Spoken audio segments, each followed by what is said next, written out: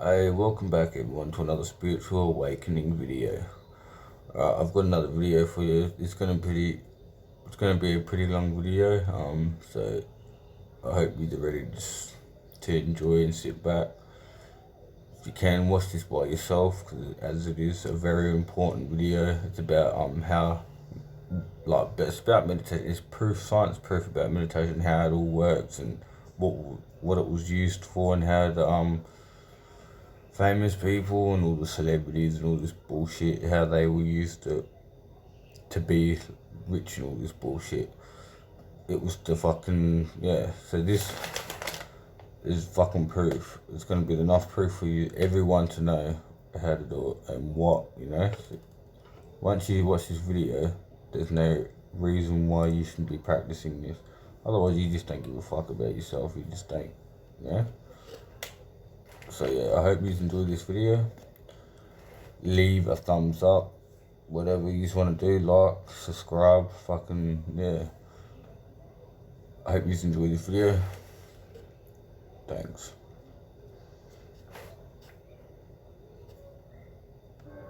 I'm going to take my face away so you don't have to look at my face. Has moved out of the temple and into our daily life.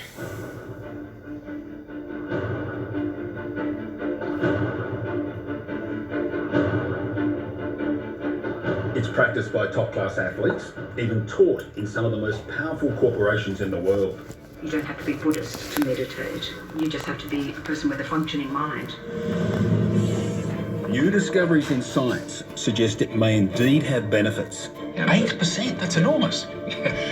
Boost memory and treat depression. I decided I was well enough to come off the medication. And meditation may even slow the aging process. The studies are very promising. They actually do suggest there are benefits. From brain scans to blood tests, from the psychological to the biological. Depends what your definition of pain is. I'm going to investigate the hard evidence to see if meditation lives up to the hype. And I'm going to put my own brain to the test and undertake 8 weeks of mindfulness meditation.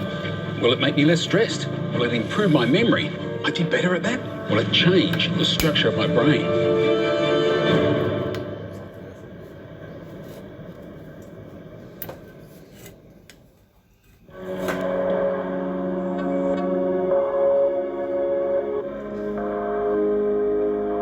Londoner Nick Brewer is a yoga and meditation teacher. But life hasn't always been so serene. For 10 years, Nick ran a drug empire, smuggling cocaine out of Colombia. Essentially, I was quite a wealthy young man. I had a property asset holding company, a nightclub, restaurants, all the toys that go with it. You would have looked at me as being quite a successful entrepreneur unless you knew what I do for a living. In 2004, he was arrested in South America and sentenced to prison there. It's probably one of the worst places you could ever imagine in your entire life. It was poor, it was broken, it was corrupt. You're anxious about absolutely everything. You're anxious about staying alive, about where your next plate of food's going to come from, if you've got any money, if you haven't got any money, if you're going to get raped, killed. A year into his sentence, Nick was shown a book by his cellmate. I asked him what he had, and he says, I've got a book on yoga. So obviously at the time I said, you must be some sort of weirdo. Soon he was hooked and began practicing yoga and meditation every day. It was the sitting practice and the yogic practices that helped me to, find some kind of serenity in there. Nick transformed his life. I have a very happy life, extremely humble. I have a lot of amazing clients that I teach. So, the last 5 years has been completely transformational.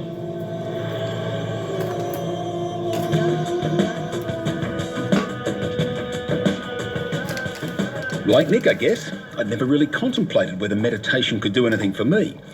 But the more I hear about the research, the more keen I am to see whether it has any effect. So, I'm going to try it myself for 2 months. Step 1, learning how it's done. I'm off to see Dr. Richard Chambers, who's a clinical psychologist, but also an expert in mindfulness. He's going to teach me how to meditate, apparently.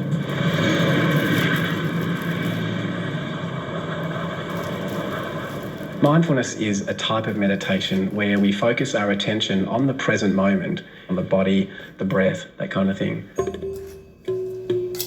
Mindfulness meditation is the most well-researched type of meditation. And just taking a few moments to check in and just notice the state that your body's in, checking in with the mind. Some scientists say it can boost physical and mental health and improve cognitive abilities. And when the mind inevitably wanders, just noticing that and see if you can bring it back gently without any further thinking. Most of us focus our attention on daydreams and distraction and rumination and worry and a whole bunch of stuff. If we can train ourselves, and we can actually build a mindful muscle to train ourselves to be focused and present. Just enjoy the moment more. Key to building this so-called mindful muscle is strengthening the prefrontal cortex. If the brain were an orchestra, the prefrontal cortex is like the conductor. When we notice our attention's wandered and we bring it back to the present moment, we activate the prefrontal cortex. It's forming new synapses, new connections, and getting thicker and stronger, kind of like a muscle. And will I feel a greater sense of well-being or more relaxed or...? Why don't we wait and see what happens for you? I mean, I'm going to predict yes, but one of the best ways to learn mindfulness is through the doing.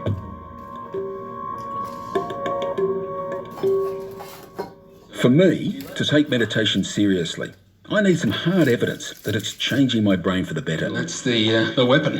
It's the weapon. We'll put one of these on you. It's an EEG cap. So I've come to see neuroscientist Dr. Neil Bailey.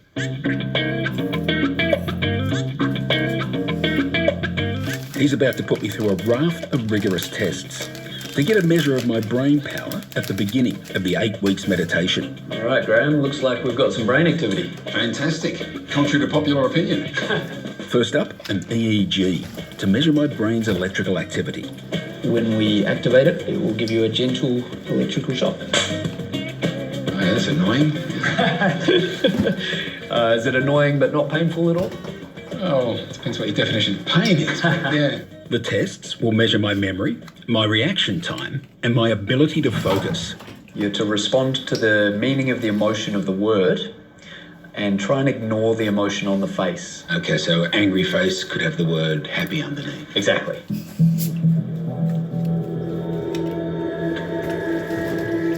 Electrical activity in the brain is produced as neurons communicate with each other. The synchronized signals are brain waves. When you meditate, alpha and theta waves increase, and activity in some parts of the brain decreases, allowing me to focus. The idea is, after 8 weeks, the brain activity changes I experience during meditation will have a lasting effect on my brain. According to Dr. Bailey, I'll be better able to concentrate, make faster decisions, and remember more information. Most extraordinary though, my brain may even become more energy efficient. You're performing better, but your brain is exerting less energy. You're getting a decrease in neural activity. You might be able to do just as well in your job, but be exerting less mental energy. So when you get home, you're less tired. Beyond enhancing my brain's performance, I also want to know if meditation can have an even more dramatic effect and actually change its physical structure. I must say, I hate being locked in confined spaces. Not looking forward to this. So I've come for an MRI to have some before and after brain structure scans. This next one is going to go for about 6 minutes. Try not to think of anything, just let your mind go blank. Recent research from Harvard University showed that just 8 weeks of meditation can physically change the structure of the brain. Everything we do affects the brain. So any skill we learn, anything we practice will change the way our brain is structured. So over time, if you're repeating a practice, for example, mindfulness, it's going to strengthen certain connections in the brain and change the grey matter, for example, volumes of the brain. Grey matter is the darker tissue of the brain, where most of the nerve cell bodies are. The Harvard research found that grey matter increased in key areas such as the hippocampus, prefrontal cortex, and temporoparietal junction. And these are parts of the brain that help us to remember, to focus, to learn, to inhibit impulses and regulate our emotions. If we sat there daydreaming for 20 minutes, we'd be strengthening a different part or different parts of the brain. And we get to choose what we want to strengthen. We've got a use it or lose it brain.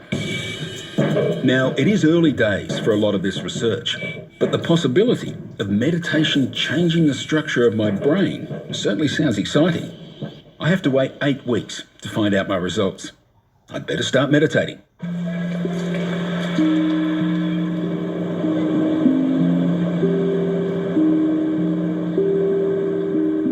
Okay, the end of week 1, it's now breathing meditation, and that's more challenging. You're just focusing on that one thing, your breath, which I find very easy to get distracted from that. But can meditation change the body as well as the brain? A handful of studies show it may be good for our health by reducing inflammation and stress hormones. So far, there's an interesting growing list of some of the different ways that meditation affects the body. The question US researcher Dr. Alyssa Appel wants to answer is, can it also slow down aging? Been looking in particular at aging markers. By now, the field has a pretty good collection of very interesting studies that do suggest that there are benefits to our rate of aging.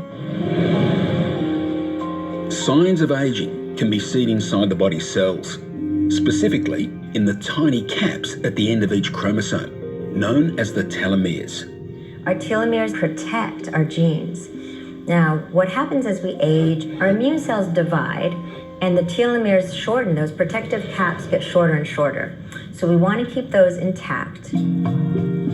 Basically, the shorter the telomeres, the faster the aging. Several studies have compared the telomeres of meditators to non-meditators. It looks like telomere length, that measure of how our immune cells age, stabilizes more and doesn't shorten in the meditation group. Other studies have measured telomerase, the enzyme that protects those precious telomeres. Those studies have suggested that telomerase can go up and telomere length can be better maintained during those periods. And, we wait for lots of replications before we say something is true or a fact. The studies are very promising, very suggestive.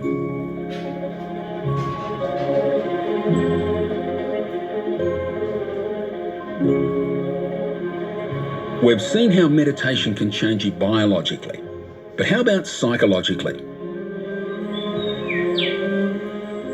One of the most widely studied areas of meditation research is the effect on mental health.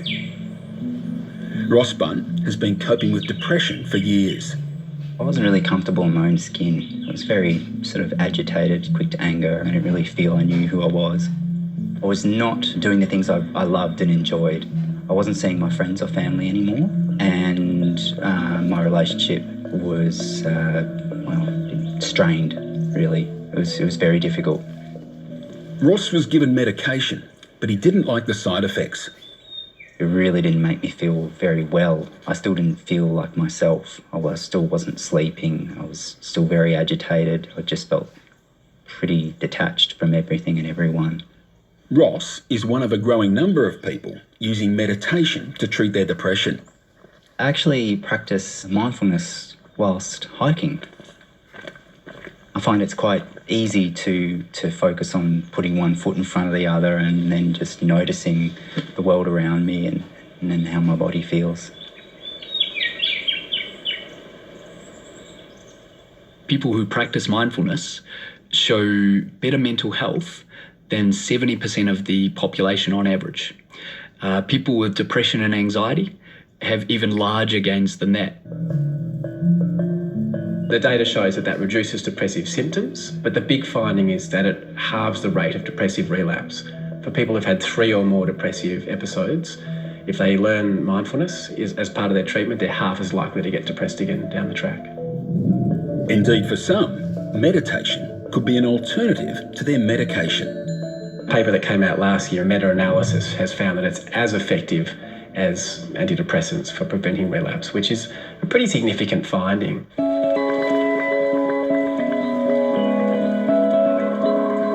Did it make a difference to you? Yes, absolutely. Probably would have been about 8 months or so. I decided I was well enough, able enough to come off the medication. Dr. Richard Chambers believes mindfulness meditation works because it breaks the cycle of depressive thoughts. Depressive thoughts that maybe go through people's minds that they don't normally notice, they're just running in the background like an app and reducing people's mood. So mindfulness helps them to notice that and then just to recognise it as a thought rather than taking it seriously, believing it, trying to push it away, which then gets the attention very much caught up in that kind of rumination. Just noticing it, let it go, bring the attention back to the present. Doing the meditation really helps break that rumination cycle. And overall, that allows me to focus on all sorts of things if I need to focus on work, my mind's not wandering away thinking about something else. So it's training my brain to focus. That's the main aim. So how exactly does meditation train the brain?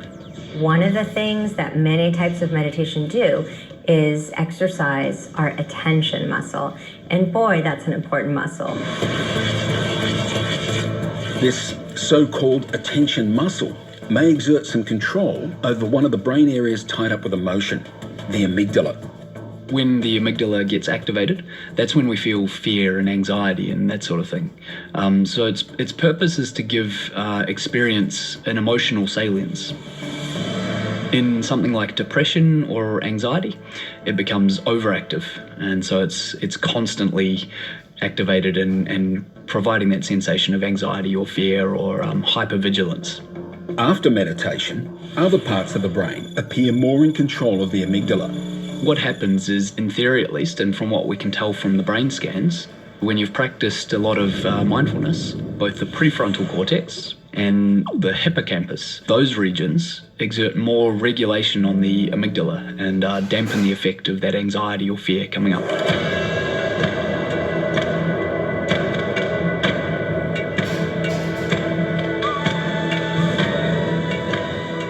Meditation's list of benefits does seem remarkable, and some are concerned media hype is falsely overselling them. After all, the research is still in its infancy.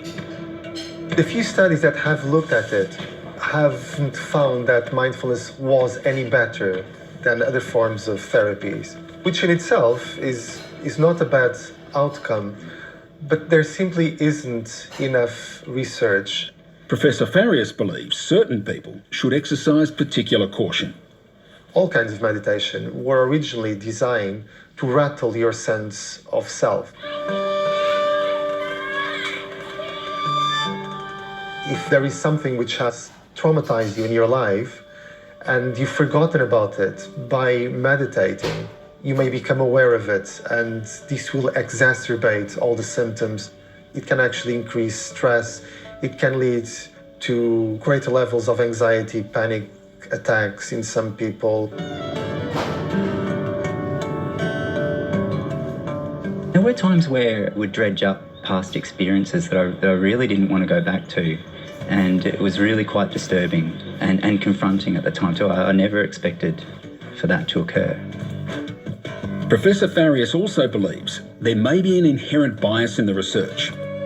99% of the researchers have only been looking at the potential benefits, at the positive effects.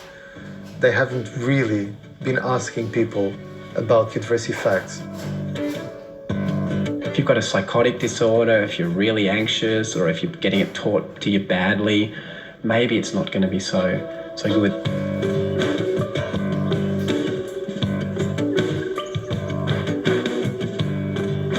Gee, when you're going through a stressful time, you've got a lot on your mind. It is really hard to get all that stuff out when you're meditating. I'm finding it really hard at the moment.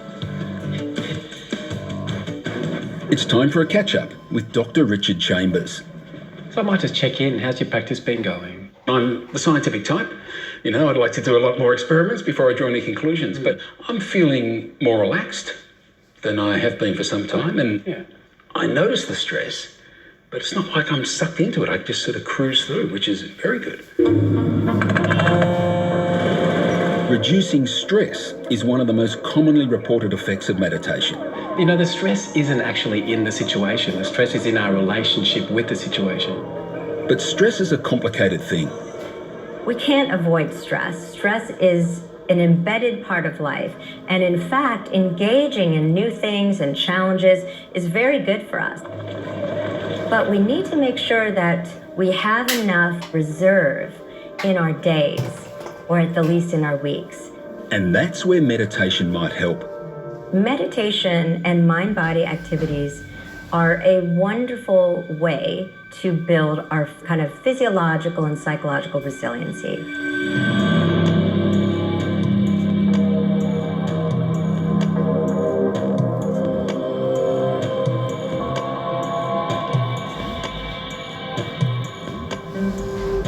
To get a better idea of how meditation works on a bigger scale, I've come to Nan Tien Temple to meet meditation teacher Chok Yi. She believes it has an important role to play in society. When I first started meditating, I remember I was telling everyone, this is the cheapest form of dealing with stress, anxiety that's available to you. It's totally free, really, because it's just you and your mind. Chok Yi is part of an international project teaching meditation to inmates in New South Wales correction centres. People get into prison, and in one way you can say it's a bit like going into retreat, you know, because you go into a closed environment, a lot of things are taken away from you, and one thing you do have on you is time on your hands. So what you're going to do now is you focus all your awareness strongly on the sensation at your nostrils as you breathe in and out. You just feel that. Take one more breath and you'll feel it, okay?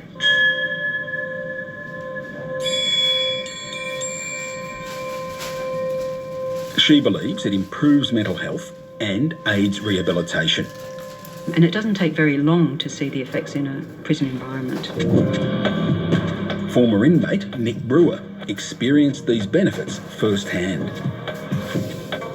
There were deep shifts in my psychological patterns and thought patterns about the way I felt about myself and life. And it started a whole rehabilitation process. I think every one of us, whether we're in prison or out, when we look at our lives, by not knowing what's going on inside ourselves until the words vomit out the mouth or until the fist does the punch, you know, you get into trouble in life. They learn more about themselves. They learn what is it that triggers me. You know, what triggers me to anger, what triggers me to act out in ways, selfish ways, or ways that do harm to others. Professor Farias studied the effect of meditation on prison inmates in South America. He believes it helps in some ways, but it's no magic bullet. We did find they became less stressed, they had a lower probability of having psychological problems. On the other hand, we also found out that there weren't differences in terms of aggression or interpersonal behavior, which was something we were looking for. My old self is very alien to me now. I can relate to the old Nick, the character, but from what I did, you know, it's dead.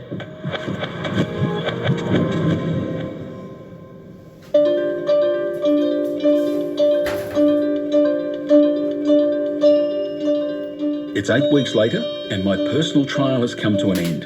Who would have thought I'd ever take part in a group meditation session? There you go. Anyway, my 8 weeks is up now. I'm off for my results.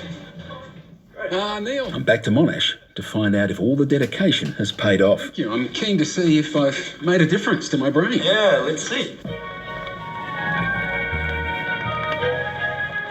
3 hours of cognitive tests and brain scans later. It wasn't bad this time.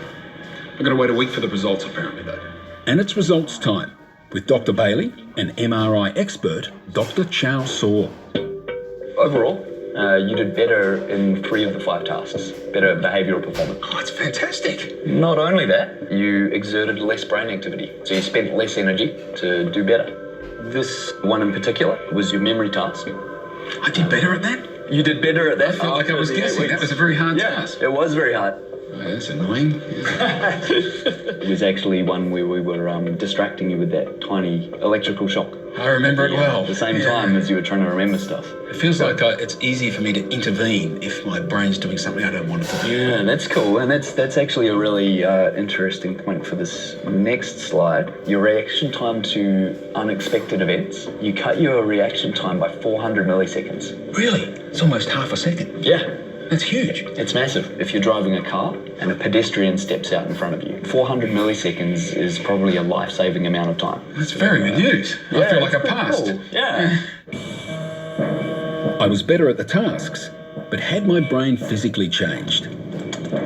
So what did my brain scan results show? All right, let's start with the structure changing the three brain regions that's been reported before.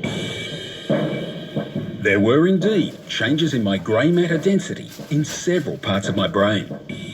They're big changes in the scheme of things. Yes, that's a very interesting finding, yeah. The most dramatic change was in a part of my hippocampus known as the dentate gyrus, where new brain cells are produced in adults. 22.8% It's increase. enormous. Yeah, it's huge. That's really large. That means something's definitely going on. You've got what we call neurogenesis happening. In other words, new brain cells were growing. And there's more. My hippocampus is also exerting more control over something called the default mode network, which is associated with anxiety. These changes are not usually seen in someone my age. Younger people show that pattern more than older people. It's as if my brain's getting a little bit younger. Yeah, you've reversed the aging process a little bit in your brain. Who could complain about that?